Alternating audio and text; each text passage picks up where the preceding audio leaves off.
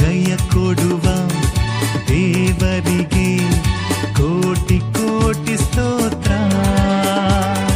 ಜೀವ ನೀಡುವ ಯೇಸು ರಾಜನಿಗೆ ಎಂದೆಂದಿಗೂ ಸ್ತೋತ್ರ.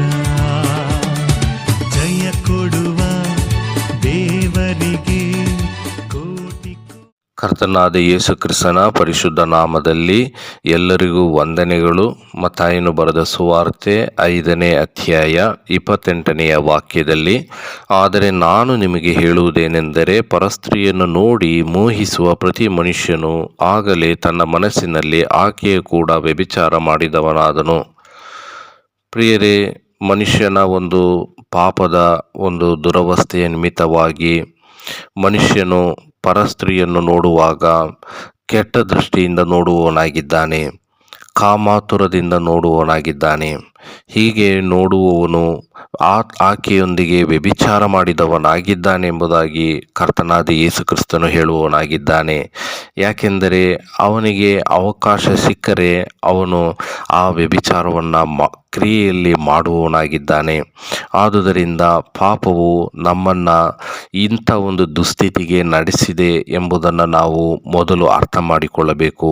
ಹಾಗಾದರೆ ಪರಸ್ತ್ರೀಯನ್ನು ಶುದ್ಧ ಭಾವದಿಂದ ನಾವು ನೋಡಬೇಕಾದರೆ ನಮಗೆ ನಮ್ಮ ಕರ್ತನಾದ ಯೇಸು ಕ್ರಿಸ್ತನ ಸ್ವಭಾವ ನಮ್ಮಲ್ಲಿ ಹುಟ್ಟಬೇಕು.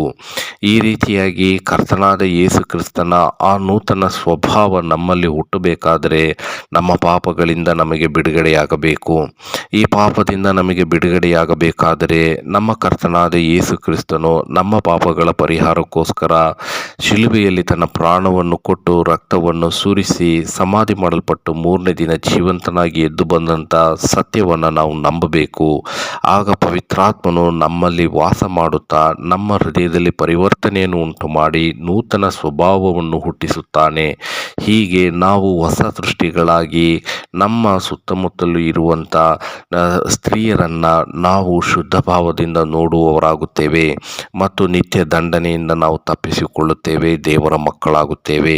ಹೀಗೆ ನೀವು ಕೂಡ ಒಂದು ಶುದ್ಧ ಭಾವವನ್ನು ಹೊಂದಿಕೊಳ್ಳುವಂತೆ, ದೇವರ ಮಕ್ಕಳಾಗುವಂತೆ ಯೇಸು ಕ್ರಿಸ್ತನಲ್ಲಿ ನಂಬಿಕೆ ಇಟ್ಟು ರಕ್ಷಣೆಯನ್ನು ಹೊಂದಿಕೊಳ್ಳಬೇಕೆಂಬುದೇ ನಮ್ಮ ಪ್ರಾರ್ಥನೆಯಾಗಿದೆ.